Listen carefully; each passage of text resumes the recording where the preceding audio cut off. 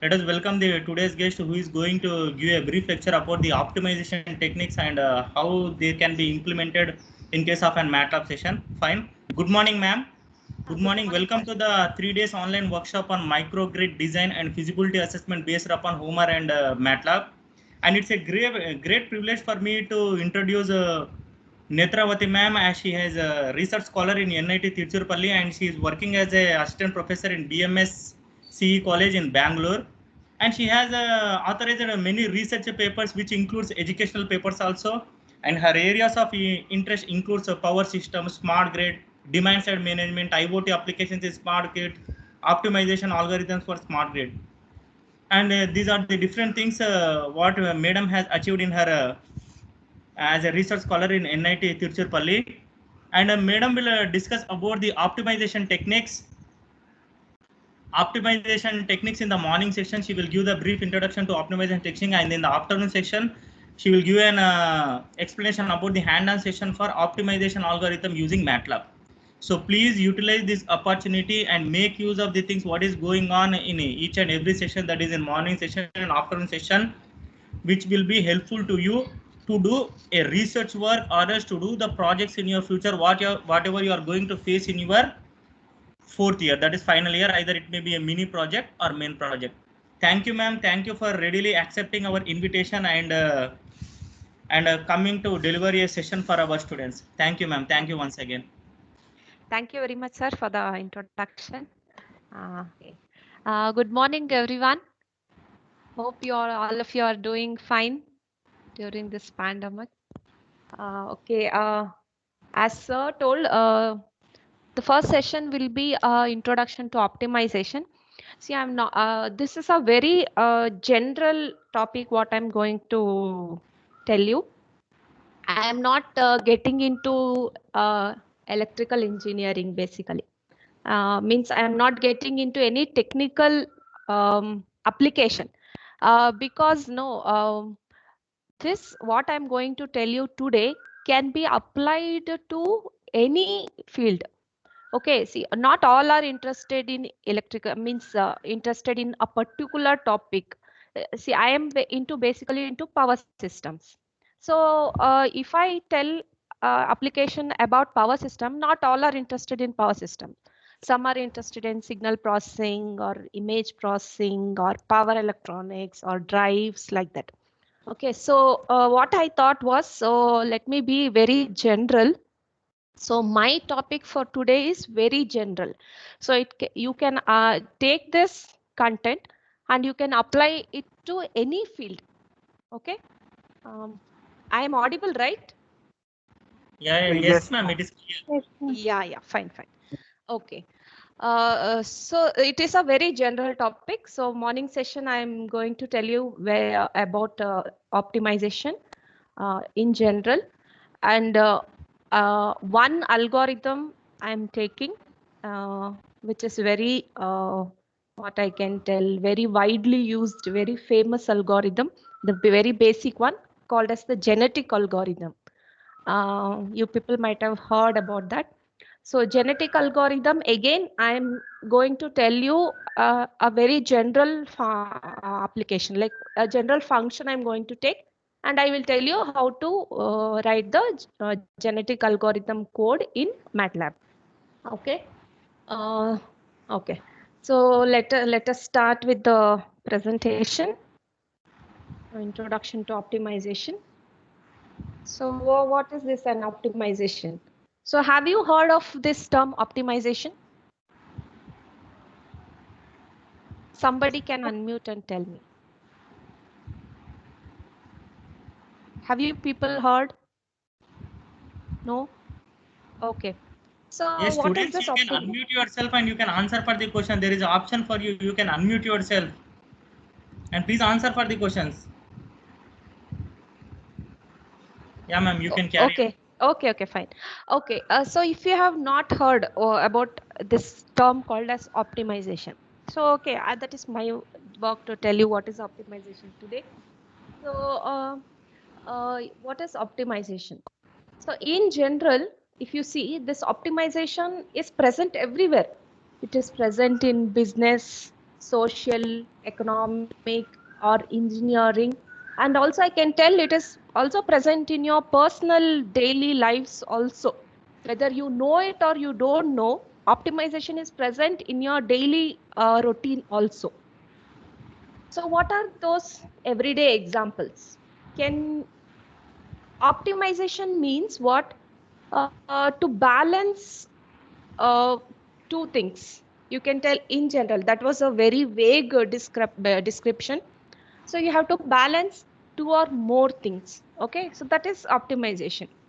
So in every day, you will be doing some or the other optimization. It will be there, but unknowingly, you will not know that you are doing an optimization. Can you think of anything which comes to your mind? What might be the daily core you are doing as an optimization?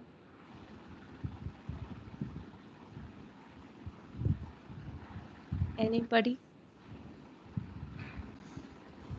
Mathematical algorithm. Not algorithm. I'm telling very in general, your daily lives.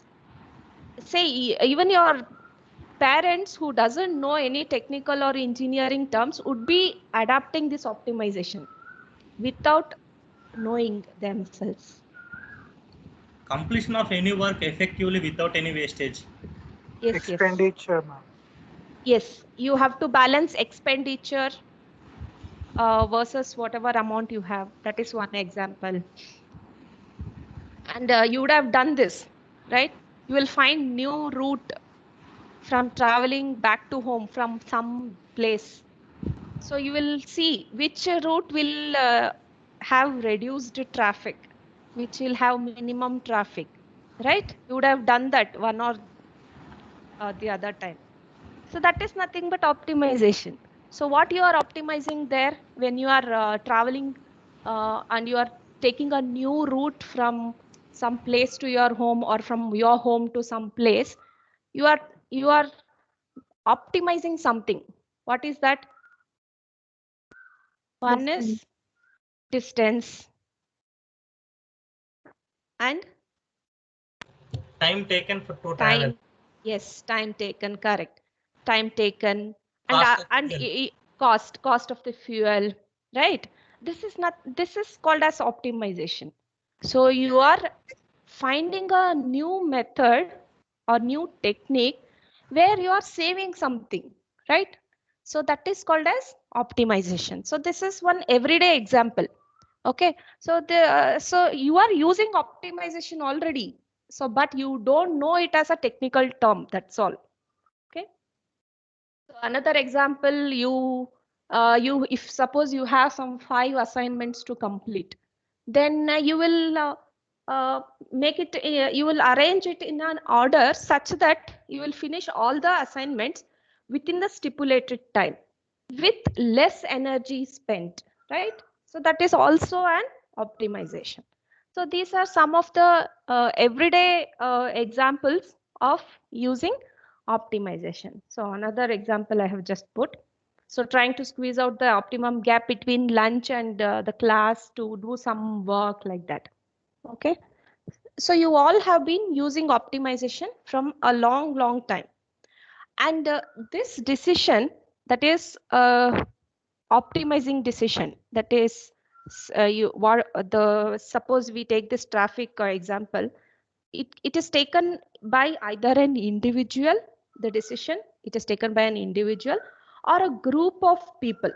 Okay, so if humans are using this optimization, it will be either an individual or a group of people who will be doing this optimization. Or nowadays we are using machines everywhere, so or it will be an intelligent machine like a robot or any other software program that is used for optimization. Okay, so this is a very general explanation about optimization.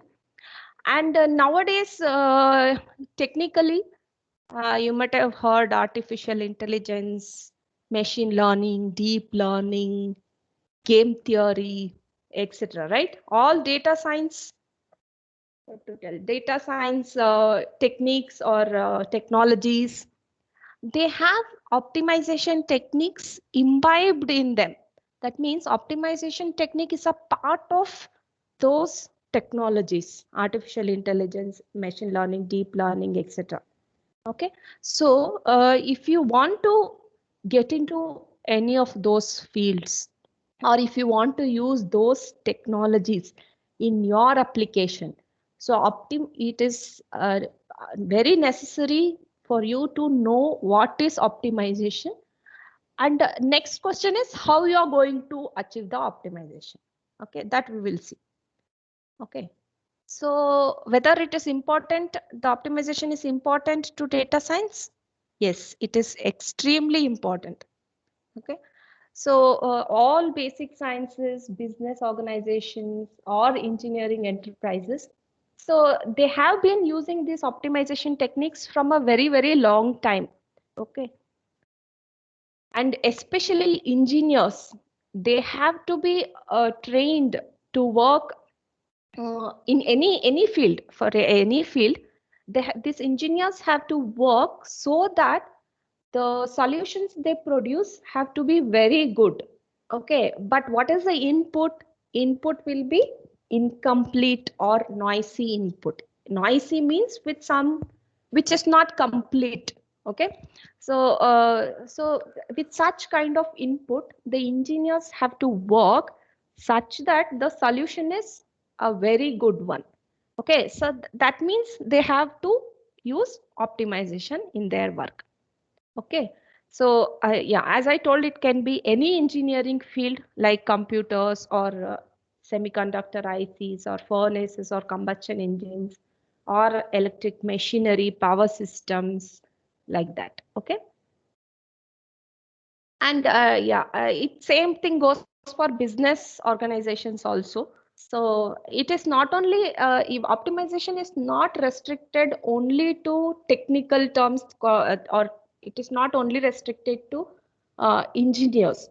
It is uh, it is applied to business, arts, and anywhere, everywhere this optimization can be used.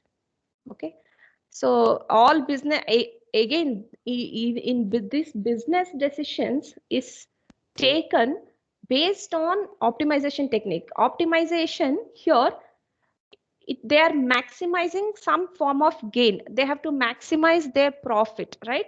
So that all businessmen will think of maximizing their profit. That is nothing but optimization.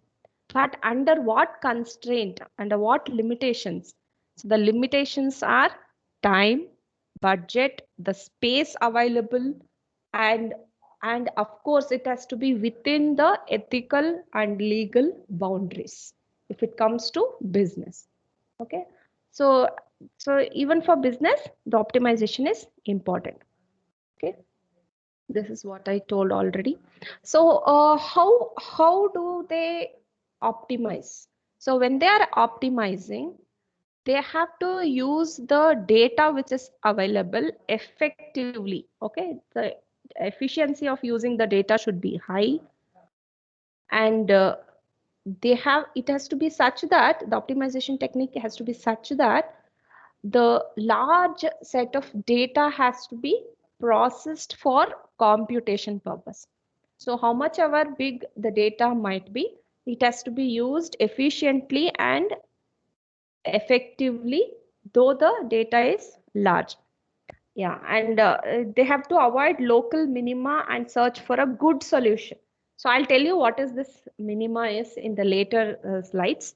So as of now, let us think that they have to obtain a good solution from a complex environment. The environment will not be simple enough. It will be a very complex one, but they have to solve it efficiently and obtain a good solution. Okay. So next, let us see what are the principles of optimization. So in an engineering term, so let us come to engineering problem. So in an engineering term, so what is happening in when you do optimization is you will have a process, okay, and that process has to be represented as a mathematical model, right? Engineers means they have to deal with mathematics, right? So any process you have, first you have to represent it as a mathematical model, and along with that, what you have to decide what is the performance criteria. Performance criteria means what is it that you are going to achieve after applying optimization, whether it is a cost which you are minimizing, or whether it is increased profit, like that, okay, or reduced time of use of for any components, like that, okay, or reduced power drawn by an apparatus, if I have to tell in terms of electrical, okay, like that. What is the performance criteria? By what you are going to measure that your optimization technique is good? That is called as performance criteria. Okay, so finally the goal is to find there will be what are called as variables, and those variables we will decide the performance criteria. So finally, the goal is to decide what value suits the variables to give the best performance criteria. So that is the principle of optimization. So in optimization, we have two major ingredients. One is process, which is nothing but a mathematical model, and the other one is the performance criteria. That is the end result, what you're going to get. Okay, so this is a principle of optimization. So, and we have different types of optimizations. One is called as static optimization, where the variables, what I told, they will have a fixed values. They are not, once you assign a value to the variable, they are not going to change. So that is called as static optimization. And the other one is called as the dynamic optimization, where variables are changing with respect to time. So practically, practical applications are all dynamic optimization. You won't find any static optimization techniques which are applied to the recent techniques or technologies. So all of them are dynamic optimization. Okay, what are the typical performance criteria? So what might be the performance? I told you performance criteria is the one which tells you whether you have achieved optimization or not. So what are some of the typical performance criteria? One, it will be profit. If it comes to profit, it has to be maximum. Okay, and when it comes to spending cost, spending money has to be minimum. That means minimum cost has to be spent. And also along with that, effort applied for that achievement should be minimum. Of course, and error should be minimum. Yeah, if we come in terms of some other waste water management, something like that, the waste should be minimum, or in terms of production and all, the waste produced from the raw materials should be minimum, and maximum throughput should be there. And ultimately what we should achieve? We should achieve best product quality. So this is the final outcome. Final outcome is the product which we obtain has to be the best. Okay, so if you see the performance criteria here, it is a combination. That means some are maximum and some are minimum. So likewise, in optimization, you will have only two what is that, deciding factors. That is, either you are maximizing some value or you are minimizing some value or criteria. Okay, so there will be two techniques or two methods in optimization always. One is to maximize, or other one is to minimize. Okay, yeah, and note that when we have to do any performance criteria, all have to be modeled as in the mathematical form. Okay, Okay, so far we have just defined the optimization technique and what will be there in general. So how do we write it mathematically? So I have been telling you that it has to be represented in mathematical form. So how do we write it in technical terms? Okay, so yeah, the definition in technical term, optimization is a discipline in mathematics which is concerned with finding the maxima and or minima. Okay, it can be and or it may be a combination of both. Okay, so that is called as multi-modal or multi-objective functions. So it can be a single objective or a multi-objective. If it is a single objective, then it will either have a maximum or a minimum functions. If it is a multi-objective, it will be a combination of many. Okay, so it will have maxima and minima functions, and it will be subjected, it may be subjected to constraints. So constraints are the limitations what we have. Okay, so if it is a constraint optimization problem, then one or more constraints exist. If it is if there are no constraints, then it is called as an unconstrained optimization problem. Okay, so what are the components? So what are the components that are there in the optimization? So the first component are called as variables. So all these are mathematical terms. Okay, so variables, they are the parameters which take a value in one range, or they may be free to take any value, through which the algorithm tunes itself. Okay, and next is the constraint. As I told, these are nothing but the limitations what we impose when we are going to achieve optimization. So limitations means, as you told, if you have only 100 rupees with you and you have to buy 3 or more things, then you have that 100 rupees is your limitation. Okay, that is called as the constraint here. Okay, and the main component is the objective function. That is nothing but the performance criteria what we have been telling so far. In mathematical terms, it is called as an objective function.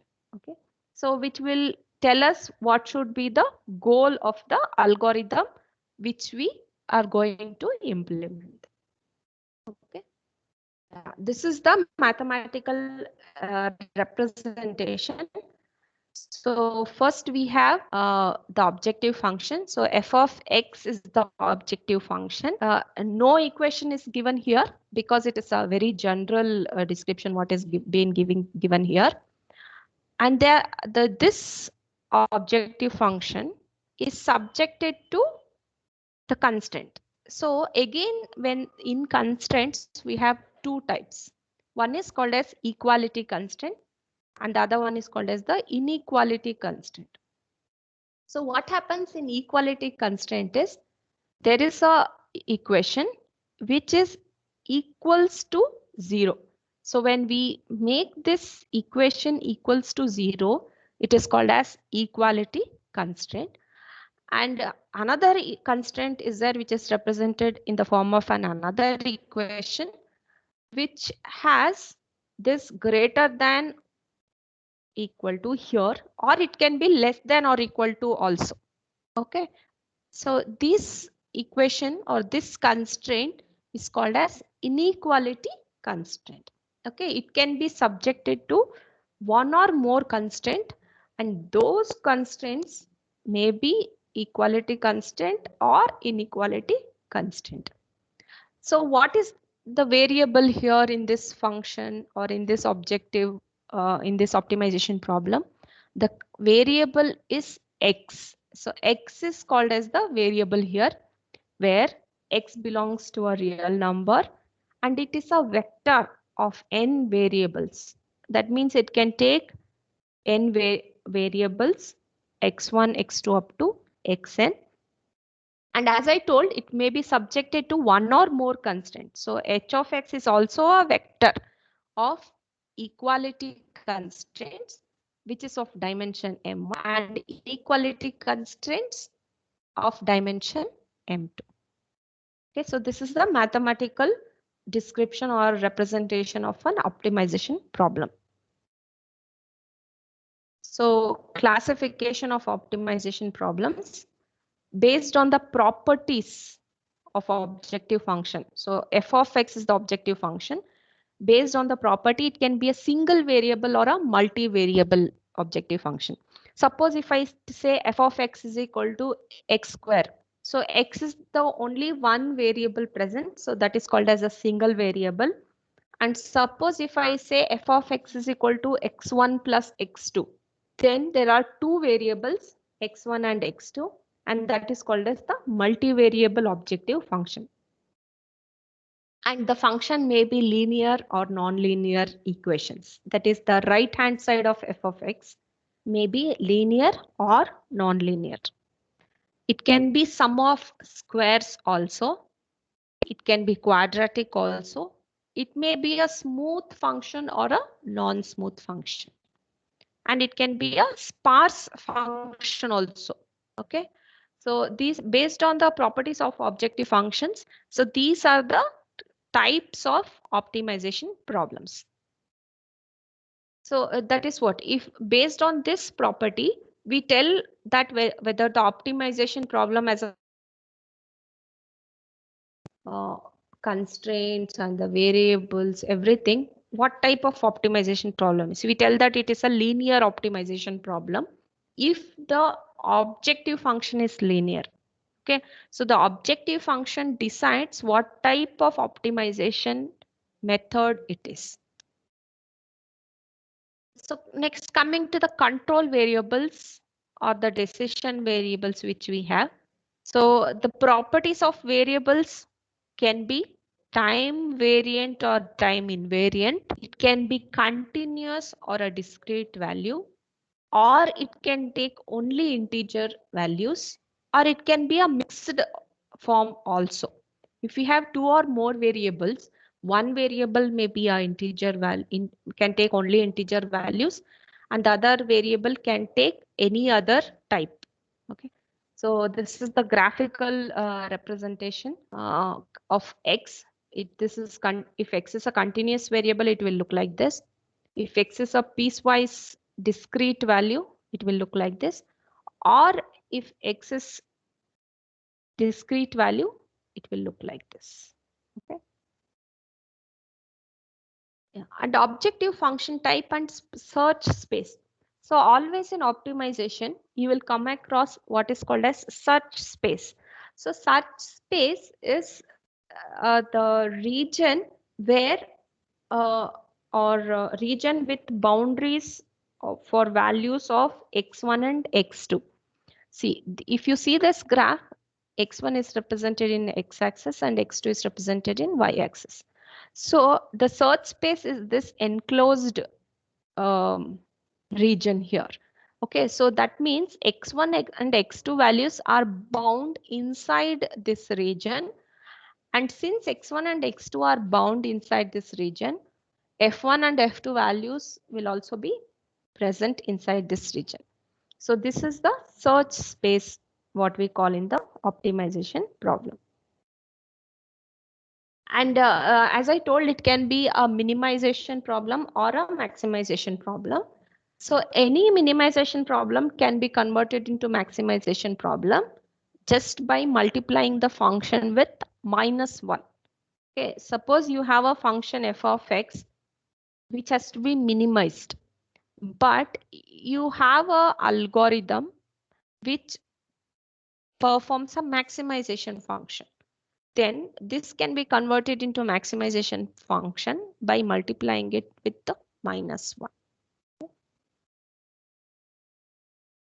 Yeah, feasible and infeasible solution. So let us see one example. So I have a function with variables w and t. Okay, function with variables w and t. And the function is equal to this one, wt into W, 4t into W minus t. 4t into W minus t is the function here, optima or objective function here. Okay, so this is the objective function. And it is subjected to two constraints. What are those two constraints? That means here the variable W can have values between 60 and 300 only.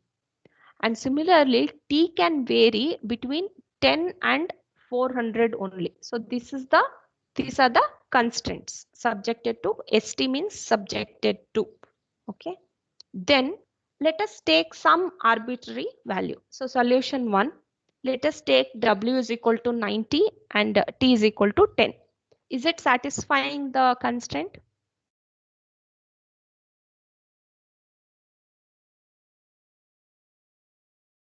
Yes, students, you are there? Yes, ma'am. Yes, ma'am. Is it satisfying the constraint? It is satisfying the Yes, constraint, right?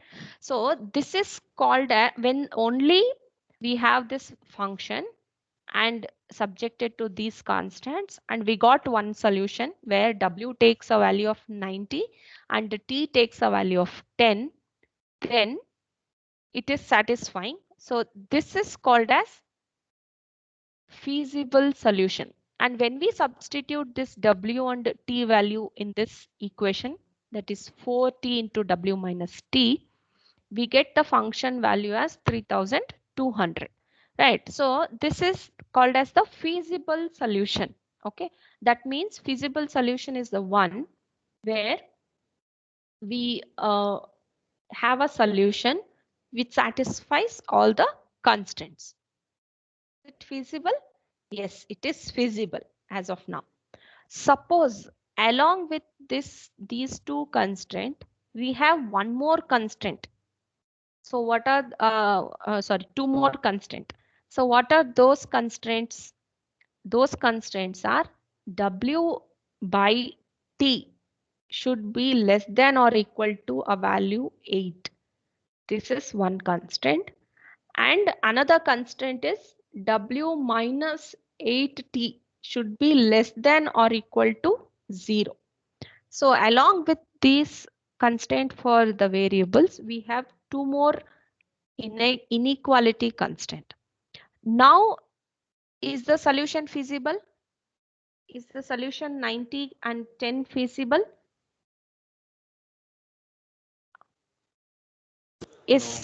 No. Why? Because it is not feasible.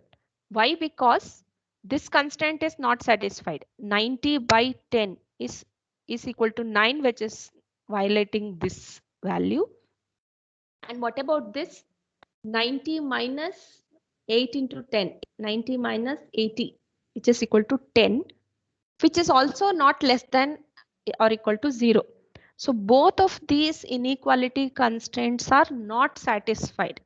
So this solution 1 is not feasible for the given constraints. Okay, so then what we have to do? So that is called as not infeasible solution. So initially, when we had only these two constraints, the solution 90, 10 was a feasible solution. But when we included two more constraints, it became infeasible solution. Okay, so next, suppose let us say we have another solution which gives us a value of 90 and 20. 90 is the value of W and 20 is for the variable T. Now tell me whether this is feasible solution or not when we have all the constraints. You have to tell me whether this solution is feasible or not. Feasible. Feasible? Yes, ma'am. Yes, it is feasible because it is satisfying all the constraints. See, 90 is well within 60 and 130, and 20 is within 10 and 400, and 90 by 20 is 4.5, which is less than 8, and this will give us a value of 90 minus 8 into 20, which is minus 70, is also less than or equal to 0. Okay, G1 is nothing but this function minus 70. So it is feasible. So 90 and 20 solution is a feasible solution. Okay. Okay. So next, when do we say that optimality is reached? That means optimality means the solution what we have obtained is the best one. How do we, when do we say that? So yeah, I had mentioned about this term called as local minima. Okay. Or in general, it is called as optimum solution. It can be either a minima or a maxima. So optimality is attained when a local minima is reached if it is a minimization problem. That means the function value what we obtained is the smallest in its neighborhood. Okay, that is called as local value. And but there the solution can be such that there are multiple local optimas which are present. Okay, and we'll have only one global minima or maxima. Okay, so which is the smallest function value in the entire feasible region. Feasible region is the region between the limits. Okay, so yeah, if it is the case of a global value, then most of the functions will fail to obtain a ultimate global minima or a maxima value. Okay, so if you see this diagram, you will understand it properly. Okay, this is a 3D diagram which is shown here. So here you can see, so let us take this 2D diagram only. This blue line is the function. Okay, the function varies along with this blue line. So you can see there are so many minimum values. So this is one minimum value. The arrow is pointing. There is another minimum value, third minimum value. So these are called as local minimas. Why local minimas? Because local minima is the minimum value in its neighborhood only. Okay, what is the search space here? The search space is this entire thing. So this entire thing is the search space. This minimum local or local minima value is not obtained for the entire search space, but it is obtained only up to here. Suppose you say, okay, only in this region it is having a minimum value. So that is why it is called as local minima. And similarly, if you come here, this second one, this is also a minimum value where only in its neighborhood is only this much. Okay, in this neighborhood only this is minimum. Okay, so that is why it is called as local minima. But if you see the entire search space, so entire search space is this whole thing where you have a minimum over here, the last one. So that is called as the global minimum value or global optimum value. So what is global minimum value here? It is the minimum value obtained in the entire search space. Okay, entire search space. So that is called as global minimum value. So the same thing is depicted in this 3D picture. So nowadays it is a what can we tell, like craze or hype or whatever we can tell, like we always want everything to be in 3D representation. So that is why I have put a 3D picture over here.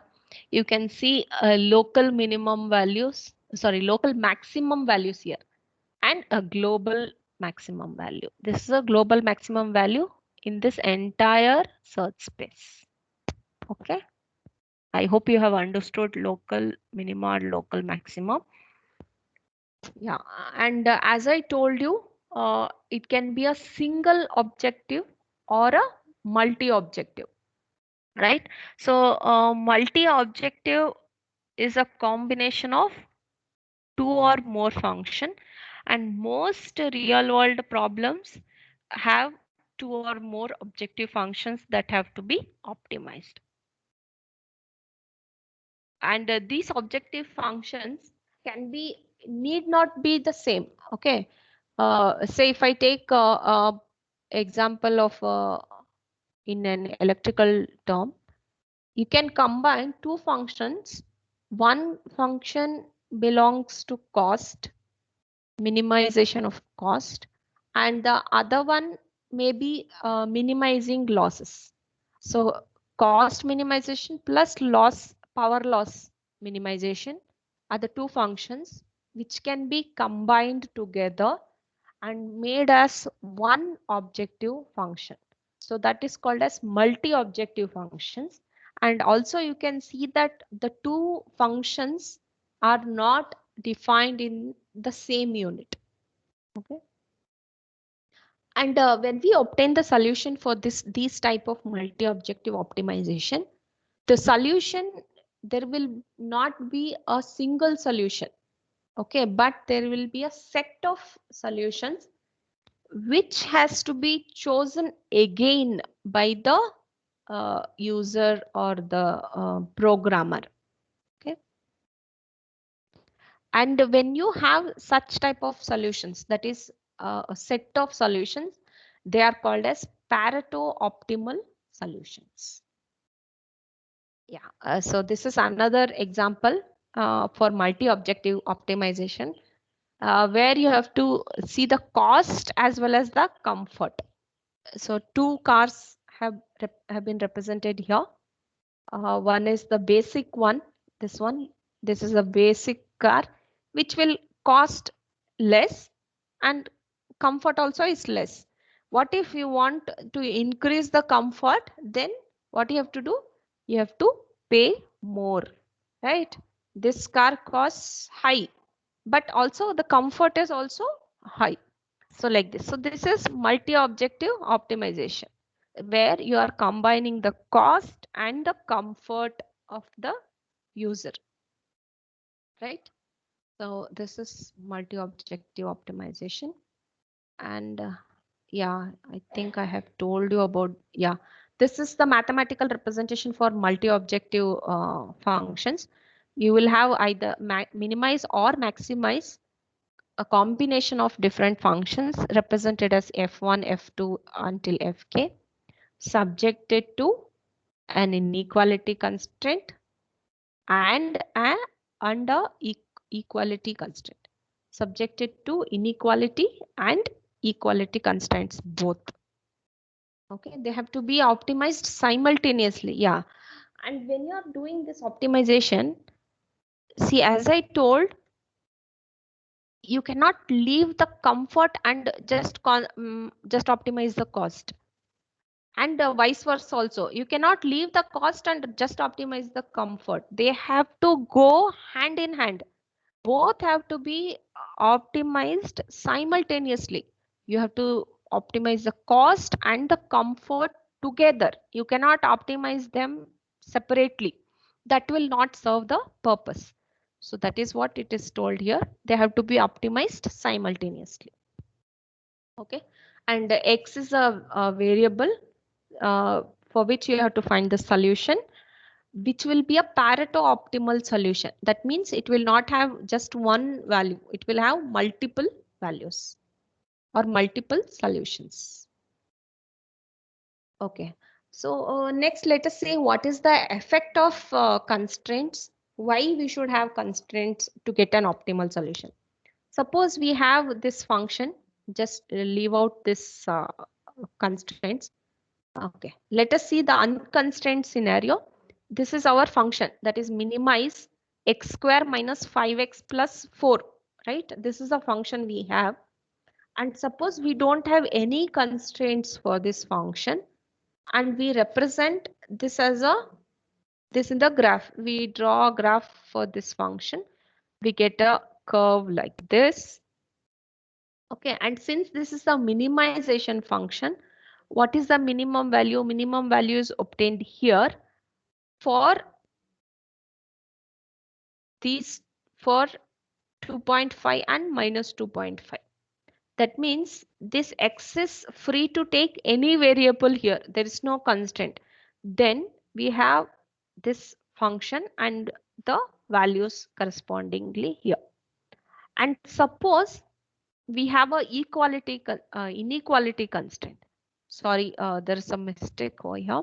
So minimize the same function, subject it to x square minus 5x plus 4 should have a value greater than or equal to 0. That means when you substitute for this x value in this equation, the answer obtained should be greater than 0. Then you can see the shaded region here. So, okay, so this is the feasible region. That means you cannot consider this negative region because the constraint is such that the solution should be greater than or equal to 0. Okay, so this is the feasible region where you will get the solution. Okay, suppose we include one more constraint. One more constraint is x, that is a variable, can take only values equal to 2.5. Then you can see the feasible region which has been shifted to the right side of this 2.5. So then this is the feasible region where we can get the solution or the value for x. Okay. So these are the effects of including the constraint. So what do you see when you include the constraint?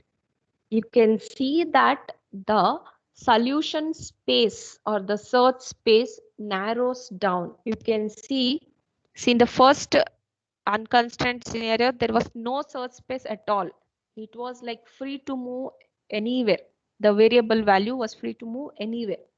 And when we included one constraint, the search space reduced to only half. It reduced by half. And when you included another constraint, you can see the search space reduced further. So that means what? When you include constraints, more and more constraints, the solution narrows down. That is the conclusion when we include the constraint. Okay. Okay. So what are the steps that have to be used to solve optimization problems? So it is very general. General steps. First, what you have to do? You have to first analyze and make a note of or make a list of all the variables. What are the variables we have? And next is what is the optimization criteria which has to be considered? Whether it is a maximization problem or a minimization problem. And then you write a objective function. Okay, and next we have to write the objective function as a mathematical model. And if the problem is too large or too complex, you can always divide the functions as a sub functions. Okay, so you can simplify it if possible. And then you have to select a suitable optimization technique. So there are many optimization techniques which are available. You have to see which suits your application and then decide. Then check the result after you apply the optimization technique. Yeah, as I told, there are many optimization techniques. So based on mathematical programming techniques, they are based on geometrical properties, or we have simplex algorithm, interior point algorithm, steepest descent. In mathematics, you would have studied simplex, I think. Most of the engineering students would have studied simplex. Okay, Newton's method. All these are mathematical programming techniques. And the other techniques are Fibonacci series, golden section method, Powell's conjugate, like this. And nowadays we have what are called as heuristic techniques or meta-heuristic techniques. They are genetic algorithm, which we are going to see in today's session. And particle swarm optimization. These are the most very famous or very widely used type of algorithms. Differential evolution, artificial bee colony, etc. Okay, so still there are many, like hundreds of algorithms have been developed, meta-heuristic algorithms, based on the behavior of animals or birds, like that. Okay, so these are some of the types or available techniques for optimization. Yeah, these are the some applications I have listed out, because there are many applications which are there for optimization. Timetable, writing a timetable. Yeah, one of you can take up this so if you're interested. Creating a timetable for your class with minimum number of hours for a day and availability of classrooms and labs. Those are the constraints. So you can try this. Okay, timetable, writing timetable, generation planning and scheduling. Yeah, you can read the applications which are listed here. The very minimum applications I have listed. There are still many more. You can see the optimization everywhere. Okay. Okay, let's move to the next slide. Yeah. Okay, next, so far I have been talking, and next let us see how to solve the optimization problem by taking some examples. Yeah, you can see the slide where I have just taken a screenshot of the flights available, which for a person who wants to travel from, say, Bangalore to Hyderabad. So whether there is, you can apply optimization technique here. Yes, you have to respond now. Yes, ma'am. Okay, when you apply optimization technique, what is the objective function? Now you know, you people know what is objective function, what are the variables, what are the constraints. So these are the three major parts of an optimization problem. So now, not in math, you need not think mathematically, or you need not tell me mathematical model here. Just to tell me what is the objective function. What is the objective function? Time and cost. No, objective function is the end, what you want to achieve. Place, travel. Process. What is the objective function? What is your objective? Flying. Yeah, flying is your objective. Traveling from Bangalore to Hyderabad. Traveling from a source to destination. Travel is your objective.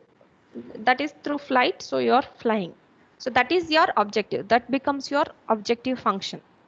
Okay, what is the variable here? Time. Or one or more, it can be one or more variables.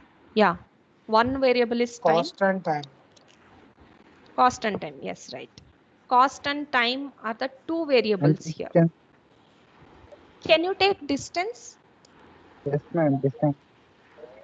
Distance can you take, but it is fixed, right? Yes, ma'am. So it cannot be a variable. Distance cannot be a variable here, because the distance between, when you are defining the start and the end point, the distance here is fixed. So that cannot be a variable.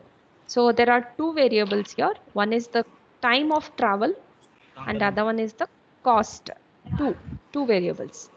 And what are the constraints?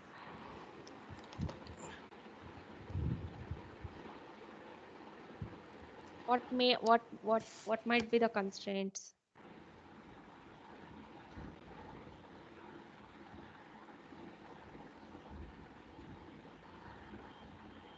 Is tell me.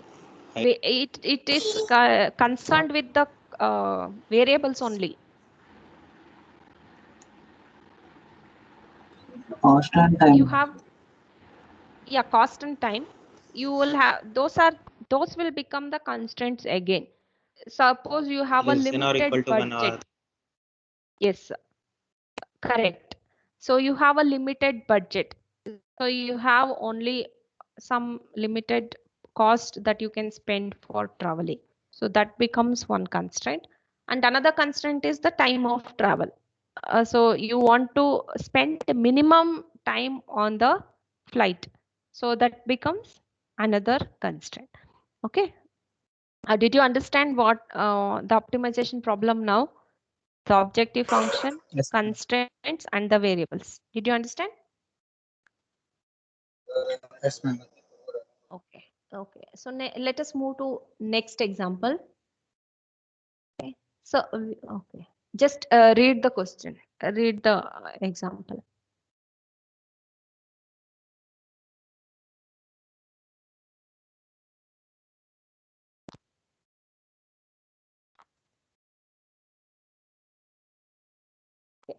So there is an airport shuttle bus or carrier which charges $15 and carries an average of 1,200 passengers per day.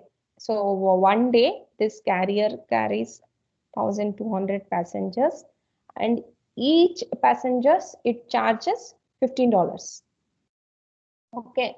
So it estimates that for each dollar it raises its fare, it loses an average of 50 passengers. That means now this airport shuttle company wants to raise its charge. Okay, but it estimates that if the company increases the charge by $1, okay, for $1, 50 passengers are reduced. If they increase the charge by $1, 50 passengers are reduced. But they have to increase the charge. So what is the increase in the charge, or what is the best charge they can increase to up to which they can increase without losing their profit or with gaining maximum profit? So that is the question here. So what is the current revenue or the current profit?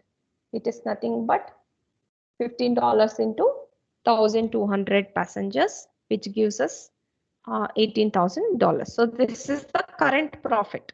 So when they increase the charge, what will, when they increase $1, they will lose 50 passengers, right? But they have to arrive at a solution where they are not going for a loss. Okay, so let us represent it as a mathematical equation. So what is the revenue or the profit? It is nothing but number of passengers into charge per passenger. Okay.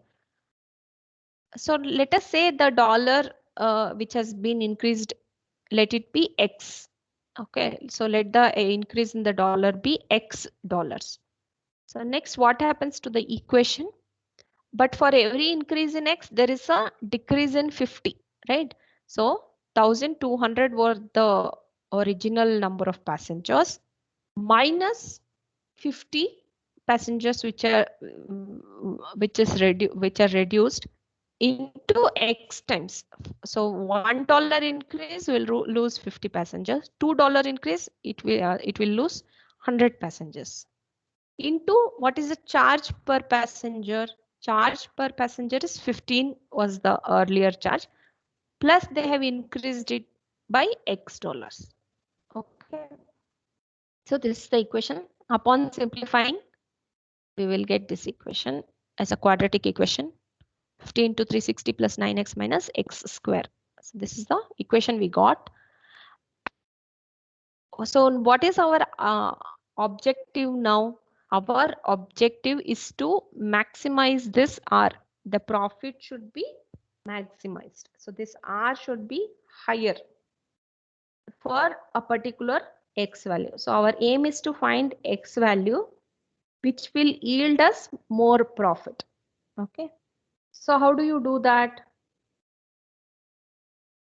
What is one method you can do, like very vague method which you can think of without applying optimization? Finding roots.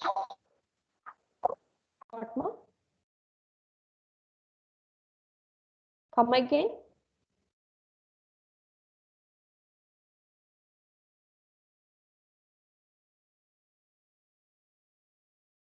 Okay, one method is you take a Excel sheet, okay, and list X values from is starting from 15, 15, 16, 17, 18, like that.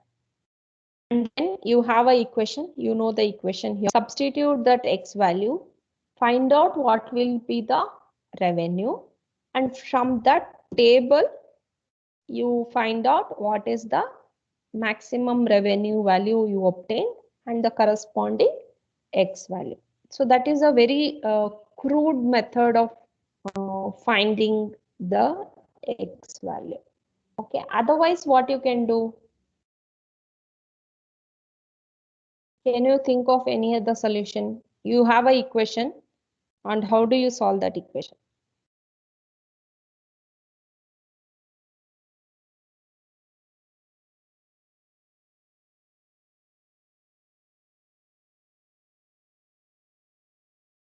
No, nobody?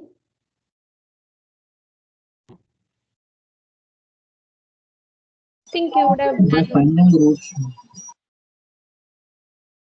yeah, finding the roots. Yes, that is correct. The finding the roots, you can do it since it is a second degree question. You can do it.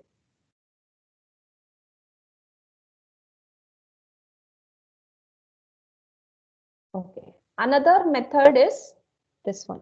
You would have done this. Take the derivative and set it equal to 0. You have done it or not?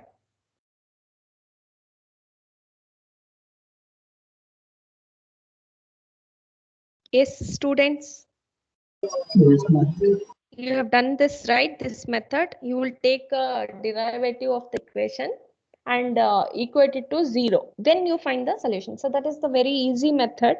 That is another easy method that you can do. And what, yeah, I wanted to ask you what theorem it is. Okay. It is called as Fermat's theorem. Okay. And when you take the when you differentiate this equation, you get a solution as x is equal to 4.5. Okay.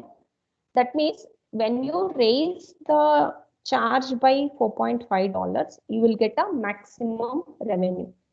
Original price was 15 and you'll increase the charge by $4.5. That means the present or the increased charge will be $19.5. So when you increase the charge to $19.5, you will attain a maximum profit, though you are losing some customers. Okay. So this is one method, and just I have included a fun fact. The person who found this, he was actually a lawyer before he was a mathematician. So why did he discover this theorem? Because he wanted to know how to maximize, how to increase his legal fees when he was a lawyer to attain maximum profit. So that was a fun fact for you. Okay. I'll give you another example. This you have to tell me the solution. Okay. Suppose you run a trucking company and you have the following expenses. So what are the expenses? One is driver's salary, which is $22.5 per hour, and depreciation charges per mile is $0.27, and speed divided by $140 is the fuel cost. V is the speed in miles per hour here. Okay, so these are the expenses. So you should instruct your driver to maintain a particular speed so that this cost decreases and you attain a benefit. Okay, Now it is your turn, students. You have to tell me the solution now. What is your aim? Your aim is to find out a value for V, where V is the speed in miles per hour. That has to be kept at a particular value so that the dollars spent per mile, that is the fuel cost, is reduced. Okay, try it and tell me.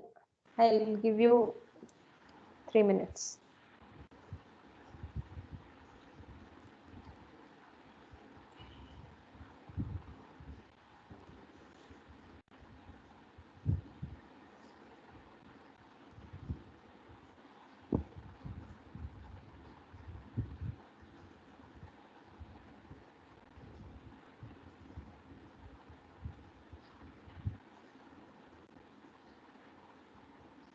The students, make it fast and try to calculate as you have a time, enough time for that. Make it fast.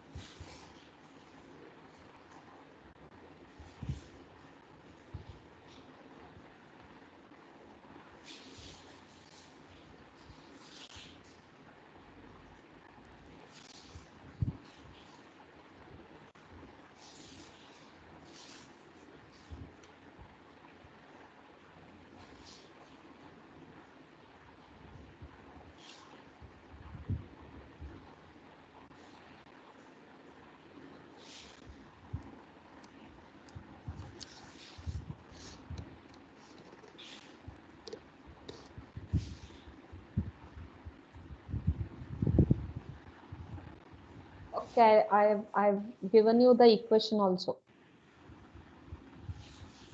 You can see the slide, the equation. This is the equation which you have to solve.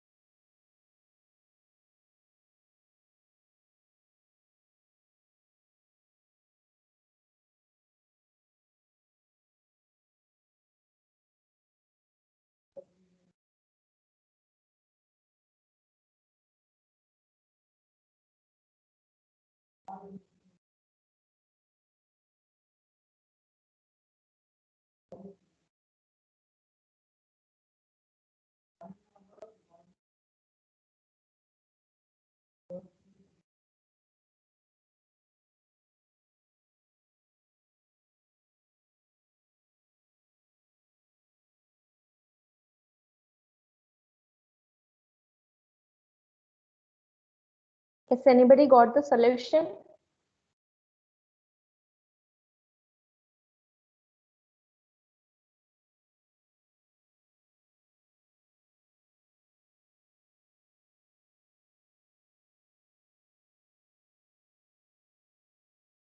Did you try at least with the equation? You can try. I have given you the equation also.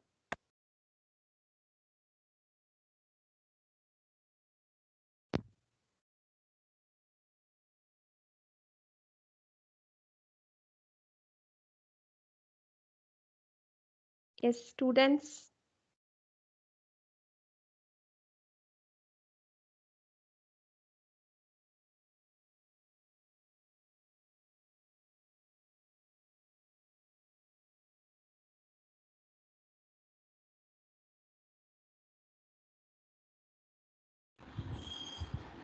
Yes, students, say me the answer whether it may be right or not. Just say, first convey your answer, whatever you got. It's a very simple equation, right? You will get a second degree equation, second order equation. Yes, it is a simple quadratic equation where you will have a term called v square. Just solve that equation. I think you will have a calci also. Solve in that, man. It is a simple equation. Make it fast and try to get the solution. As it is a workshop, it is your duty to do such sort of works. Then only it will be called as a workshop. It is not a guest lecture, fine. So please say the answer. Please convey the answer, either it may be right or not. Yes, 19 BK 5A0204. Yes, sir. Yeah, come on, say the answer. 20 BK 5A0208.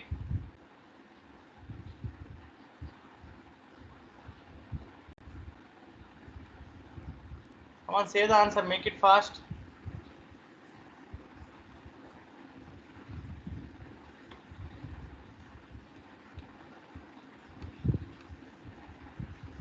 Are you trying or not?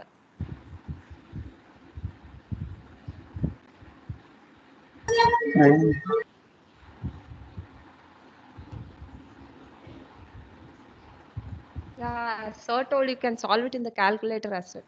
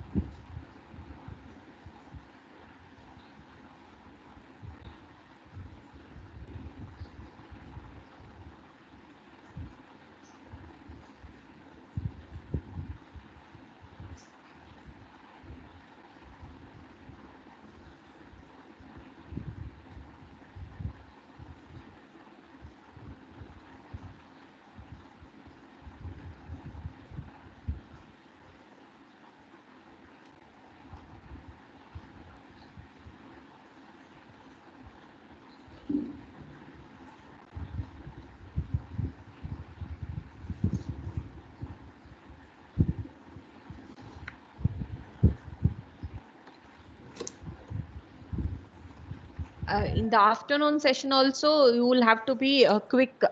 I will tell you only to calculate all the values. Keep your calculators by your side and be ready to calculate for the afternoon session. There are so many calculations involved there also. I will not simply give you the values. You people only should tell me the values, calculate values after calculating. I'll give you the formula and I will tell you how to calculate for the first case. Rest of the cases you should only calculate and tell me. Okay, so all of you be ready with a calculator, a paper and a pen in for the afternoon's class or Yes, afternoon session. at least for the afternoon session, please bring your calcs. You can download it in your mobile also. There is no need of having calci for that. There will be a scientific calculator mode you can download in that. మళ్ళీ క్యాల్సీ లేవు చెప్పకుండా paper ఒక pen తర్వాత క్యాల్సీ పట్టుకొని రెడీగా ఉన్నాను afternoon session కైనా fine. Yes, Can you people hear me or not? Yes, Yes, sir. sir. Yeah. Please be ready with the Calci or else download Scientific Calci or Power Calci from your app mode, and be ready with the other things. Why? Because you need to calculate different parameters, man. It is a workshop. Fine. Yeah. Yes. Okay. Okay. Now I'll tell you the answer. How I arrived at this equation is the cost. What are the costs, expenses we have? Driver salary, which is 22.5 per hour. Okay. So how do we represent driver salary in terms of V? So dollars per hour. Here you can see in this yellow marked thing. Dollar per hour divided by miles per hour will give you dollars per mile. Okay. And mile, we know that we are representing it as a V, right? So 22.5 is the dollars and divided by V, that is dollars per mile. This second component is the driver's salary. And what is this first component? First component is the depreciation charge, mile depreciation charge. That is $0.27. Okay. And the third component is speed divided by 140. V divided by 140. So the cost comprises of three sections. 0.27, the fuel depreciation. This is the driver's salary, and this is the fuel charges. Okay. Then just rearrange it and then take a derivative with respect, or you can take a derivative with respect to 0, with respect to t, and set it equal to 0. Okay, you take a derivative of this and set it equal to 0.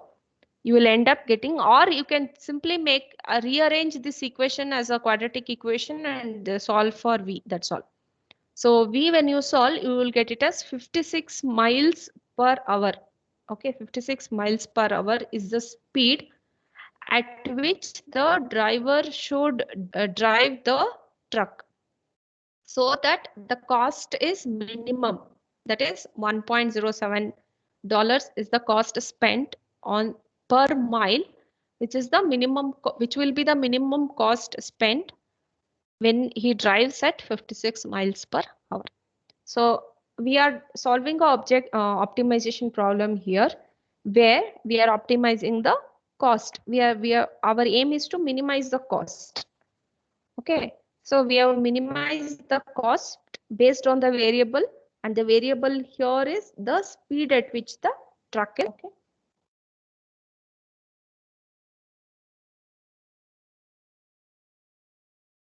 And you can see 56 miles, 56 is the value where you will get the minimum value of the graph. This, if you are solving using the Excel sheet or something like that, you can plot this graph and check. Yeah. Okay. This is for you. I am not going to solve it. You can make you can take a picture or take a screenshot, and you can solve it later. This is another optimization problem. So where you have to optimize the expenditure.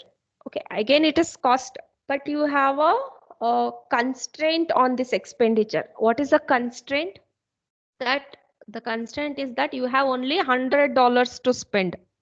Okay, you have to spend only $100 to purchase the fruits, these two fruits, and you see that you are consuming these two fruits, that is 4 apples per week. This is for a week. You are consuming 4 apples per week and 6 bananas per week.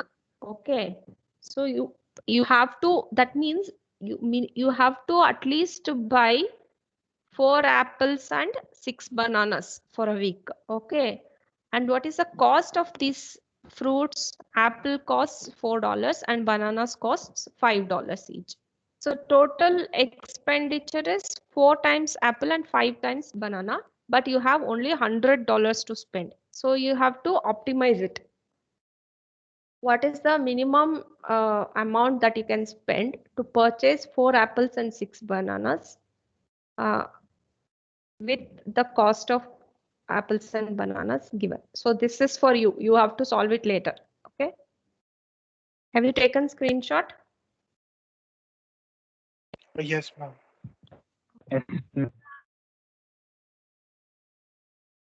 Okay, so that is all for the first half, that is the optimization techniques. Do you have any questions?